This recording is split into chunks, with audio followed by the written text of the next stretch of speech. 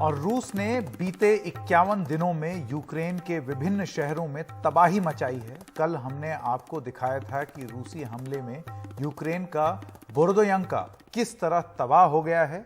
ऐसा ही नजारा यूक्रेन की कई दूसरे शहरों में भी है। ये शहर कई दिनों तक रूसी सेना के कब्जे में थे। इरपिन शहर पर भी रूस ने कब्जा कर लिया था। रिपोर्ट्स के मुताबिक रूस के हमले में यहां 300 लोगों की मौत हो चुकी है। इरपिन से हमारे सहयोगी उमा शंकर सिंह की ये एक्सक्लूसिव ग्राउंड रिपोर्ट।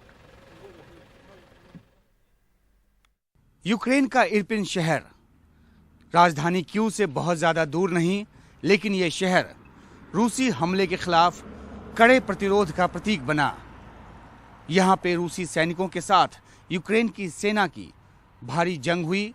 हालांकि जब रूसी सेना यहां घुसी थी उस वक्त ये कहा जाता है कि यहां पे यूक्रेन की सेना मौजूद भी नहीं थी, फिर भी कड़े प्रतिरोध का सामना करना पड़ा क्योंकि स्थानीय लोगों ने भी अपने हिसाब से प्रतिरोध किया।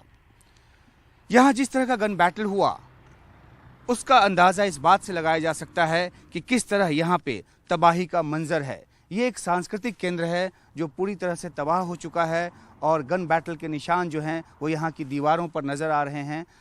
किस तरीके से इसको हमले में तोड़ा गया और ये पूरी तरह से डैमेज हुआ है। ये शहर जो है यहाँ तकरीबन 70,000 की आबादी रहती थी, लेकिन उसमें से ज़्यादातर जो है आबादी यहाँ से निकल चुकी है और ये शहर एक तरह से वीरान है। किसी भी घर में कोई व्यक्ति नहीं। कुछ लोग जो ठहरे रह गए हैं उनके सामने वही समस्या कि किस तरीके से वो अपनी ज़िंदगी को आगे बढ़ाए। हम जितनी दूरी तय करके इस शहर के भीतर आए हैं, इस शहर में बिल्कुल सन्नाटा है। गाड़ियां आ जा रही हैं लेकिन किसी भी घर में कोई व्यक्ति नहीं। जो चले गए हैं यूक्रेन के दूसरे हिस्सों में या फिर दूसरे देशों में, उनके लौट आ पाने की संभावना अभी बिल्कुल कम है, क्योंकि अगर वो यहाँ आए भी तो यहाँ करेंगे क्या, ये बड़ा सवाल है। इस शहर को दोबारा उठ के खड़ा होने में लंबा वक्त लगेगा। जो एक अहम बात है ये कि जिस तरीके से यहाँ आगे बढ़ने की रूसी सेना ने कोशिश की, कीव में नहीं घुस पाई, वो इसलिए क्योंकि यहाँ बहुत ज़्यादा उसको प्रतिरोध मिला।